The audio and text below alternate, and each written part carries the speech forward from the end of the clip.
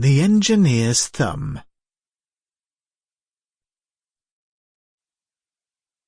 Of all the problems which have been submitted to my friend Mr. Sherlock Holmes for solution during the years of our intimacy, there were only two which I was the means of introducing to his notice, that of Mr. Hatherley's thumb and that of Colonel Warburton's madness.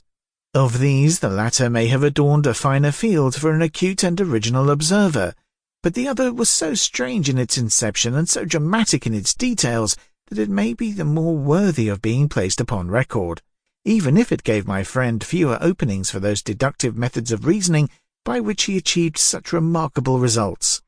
The story has, I believe, been told more than once in the newspapers, but like all such narratives, its effect is much less striking when set forth en bloc, in a single half-column of print, than when the facts slowly evolve before your own eyes, and the mystery clears gradually away as each new discovery furnishes a step which leads on to the complete truth. At the time the circumstances made a deep impression upon me, and the lapse of 2 years has hardly served to weaken the effect. It was in the summer of '89, not long after my marriage, that the events occurred which I am now about to summarize. I had returned to civil practice and had finally abandoned Holmes in his Baker Street rooms. Although I continually visited him and occasionally even persuaded him to forego his Bohemian habits so far as to come and visit us, my practice had steadily increased, and as I happened to live at no very great distance from Paddington Station, I got a few patients from among the officials. One of these, whom I had cured of a painful and lingering disease, was never weary of advertising my virtues, and of endeavouring to send me on every sufferer with whom he might have any influence.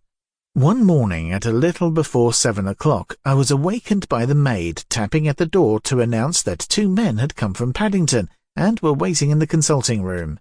I dressed hurriedly, for I knew by experience that railway cases were seldom trivial, and hastened downstairs. As I descended, my old ally, the guard, came out of the room and closed the door tightly behind him. "I've got him in here," he whispered, jerking his thumb over his shoulder. "He's all right." "What is it then?" I asked, for his manner suggested that it was some strange creature which he had caged up in my room. "It's a new patient," he whispered. "I thought I'd bring him round myself, then he couldn't slip away. There he is, all safe and sound. I must go now, doctor. I have my duties, just the same as you." And off he went, this trusty tout, without even giving me time to thank him. I entered my consulting room and found a gentleman seated by the table.